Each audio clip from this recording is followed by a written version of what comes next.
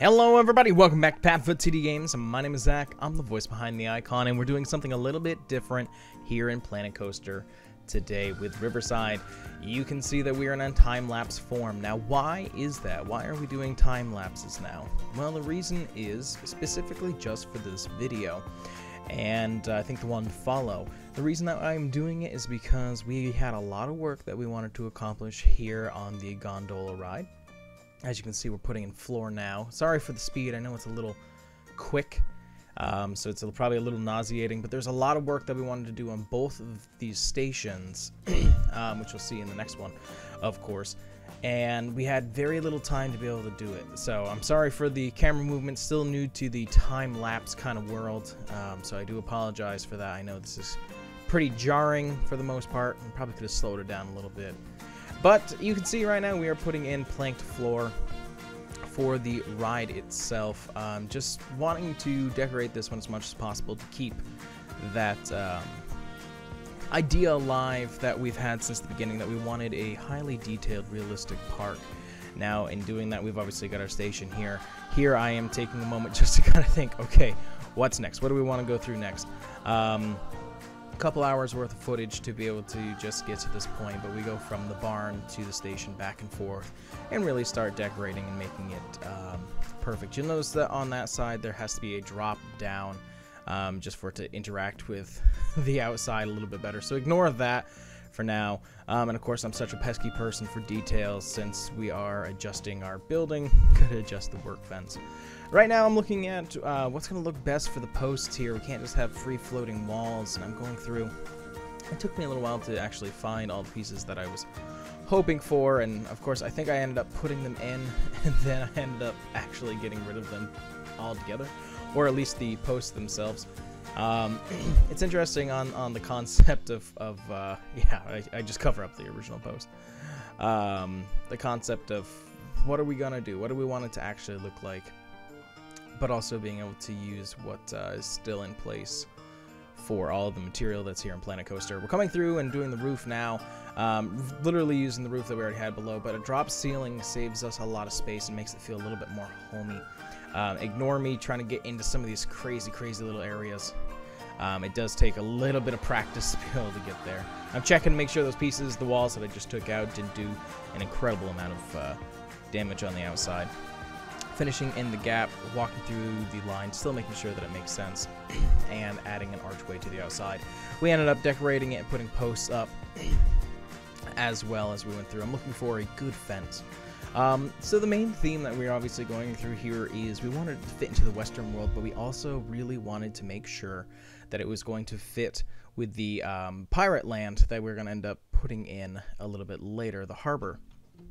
And that becomes a little tricky because, you know, the aesthetics can be somewhat the same, but there is a time period gap. So I think we found a pretty good blend of it all. I know these fences are a little bit more modern than what I would have liked, but I still think they're going to come out to exactly what we are hoping for. Sorry, I just taught a class, so I'm already kind of all talked out, but I really did want to do a time lapse this time around.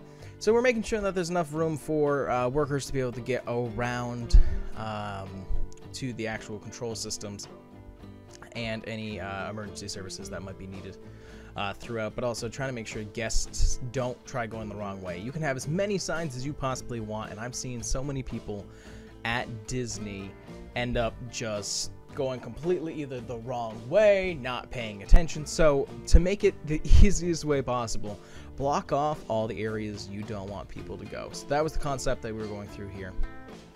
Again, just to keep people on the right track and path. Now, I think I do it too, yeah, here. I was originally going to go all the way over and figure out where people had entered the ride, but I figured this worked a lot better. Coming to the outside, looking how it looks, and trying to go through my notes, figure out what I wanted to do next. Checking the building, making sure the building looks good. Next thing that I wanted to do is start adding windows to make this building come to life. Now, I love how this building turned out. I was really checking sight lines. That was one of the biggest things that I kept checking, was the sight lines from the Western world, what this looks like, because this is a very large building that we've just put in place. And I wanted to look pretty from, you know, the backside that you're going to see, obviously, when you're going through via the arcade that's going to be off to the left here of the screen. But also just trying to make sure, if you're walking through the Western world, that this doesn't become a giant building that is just, you know, protruding from the sky. So we played around with it a lot until it started to make sense and look the best. And I think we got a pretty good feel for it. And of course, here we are putting the details on the inside. Just really rotation, copy and paste, and putting them in. Some great pieces here. I'm really happy about them.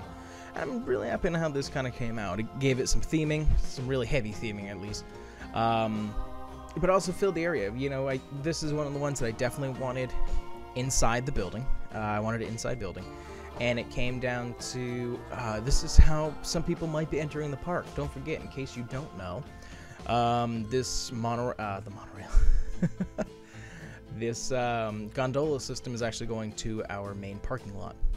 And eventually it'll be extended to go through the next parking lot and others.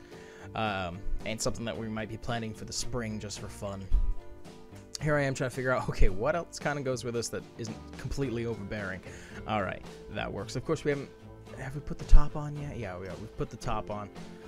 Going through windows, again, just trying to fill in the gaps. And I said, oh yeah, okay, this pre-made building had this really nice border around the bottom. Let's do that. So going through here, putting that in, nothing super special. Doing drop down here. I wasn't completely sold on it, but we ended up keeping it anyways. You can see that part of the station actually protrudes to the building there, and that's because I started the building with the other buildings. The station was not 100% lined up when we went through it. We're gonna make that disappear here with a little bit of decoration as we go through. Here I am looking to see if there's anything shorter. And of course, I'm coming up with nothing, so we're just going to end up dropping those down. What are we doing? Oh, okay, I'm doing the other side. I could honestly completely forgot. I was like, oh yeah, I forgot. We want to do every corner because you have no idea where people are going to get views. There's tons of out-of-limit areas at Universal that still have a lot of theming. And the reason they do that is because you never know when somebody's going to be going through either for an evacuation or, you know, a backstage tour, and you still want to make sure everything looks nice. So we ended up doing that here. Every detail that we could put in, we put in all the way through. Let's decide that we're actually going to do the trim on the inside because it does break up the wall nicely. And again, it's the same thing why you do it in the house for the world of design. You put toe boards or kick plates, depending on who you talk to, and you can put on trim. Like for us, we've got trim up top, we've got a molding trim on the bottom that we put in this year, as well as wainscot and actually just standard boards just to go through, because again, it just caps off the room. So just going through, finishing that. There is a gap that is there because of the door, that gap. We are going to end up putting probably some lights in there. There's a couple more things that I want to be able to do with this area, but overall I'm happy on how it turns out.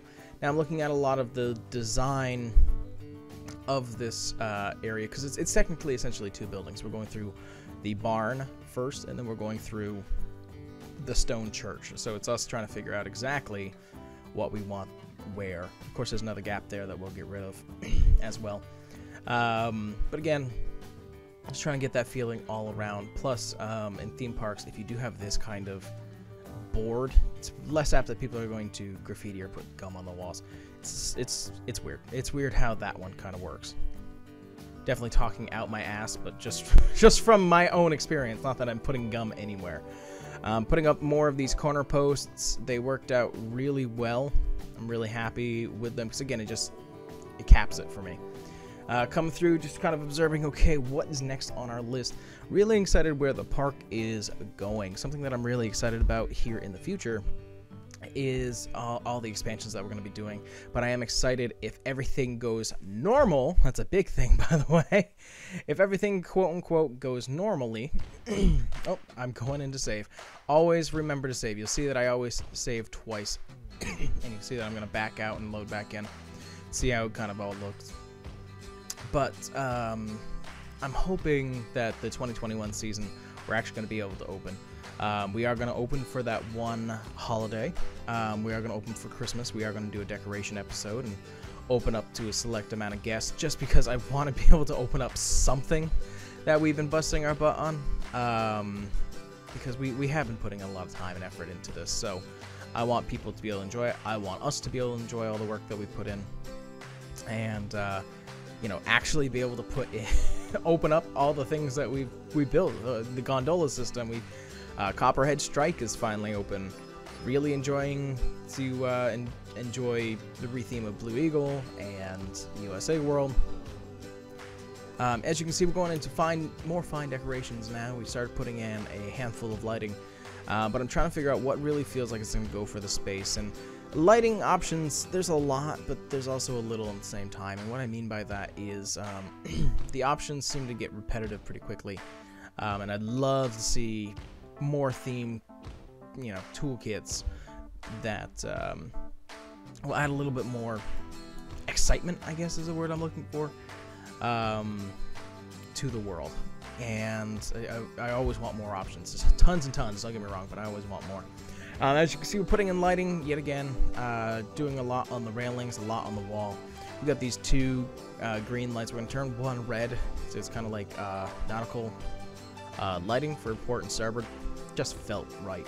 And again, because of everything so scaled, the scale is so exaggerated on all of everything that is Planet Coaster. I'm trying to find something nice that hangs upside down, that doesn't take up tons and tons of room. That still kind of goes with the theming, and this felt right. And of course, you can see here, I'm just noticing, okay, it started to float, and I didn't even notice it. So we're going back through and just correcting them all, making them actually sit on the ceiling. But I love a lot of the lighting that we were able to create here. Gives a good atmosphere of time, but it also just makes it feel comfy. It's a nice warm light, which I'm all for.